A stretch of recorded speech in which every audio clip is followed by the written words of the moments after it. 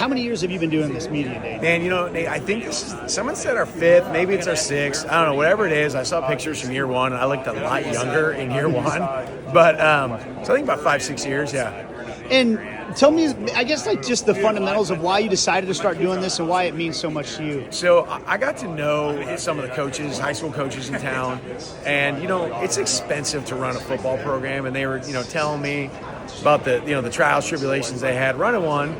And, I tell people all the time, I wouldn't be where I'm at today but for the sport of football. So I want as many of these kids here to have a good experience playing football so that they can be more successful in life. So we help out with equipment, uniforms, whatever they need, so that it's a little more fun. Maybe a few more kids decide to play and just, more kids out, more kids participating. I know the message that you give a lot of times, too, though, is making sure that they get the most out of their experience playing football. And I feel like when you do this at the start of the season, you kind of give them that maybe plant that seed on to be more intentional about what they get out of their own high school experience. Yeah, absolutely. I mean, you can see today, a lot of these kids never been at Arrowhead Stadium. So to be here, it's just a big-time vibe. I mean, it's going to be a college football game here in 2 days. Nebraska versus Cincinnati. They're out lining the fields.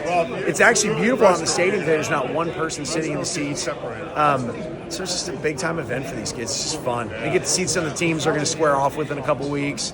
They seem to be amicable today, so I think we're all good. But, You're going to be talking to these kids here today. What's the main message you're trying to get across to these high school kids? Yeah, listen, one of the things that we have to do with our sport is we have to cultivate our sport and make sure it stays healthy.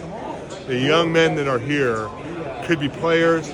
They certainly be fans, but they'll be a fabric, a part of the Chiefs community and the kingdom for many, many years. And as part of our responsibility as alumni and people that are involved with the Kansas City Chiefs organization to make sure they understand that they're welcome, that we're glad that they're playing the game of football, and we're just thrilled to be here to talk to these young guys. And listen, it's a commitment to play football in the high school. Some of these guys have to take, sports transportation, sports buses at 6 o'clock at night.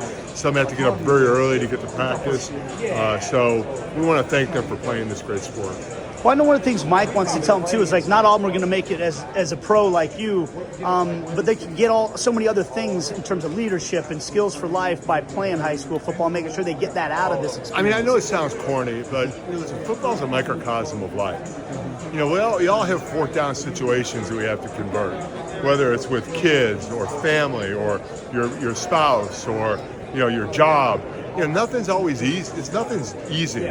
So when you learn that, hey, listen, you're not always going to convert. You're not always going to have success.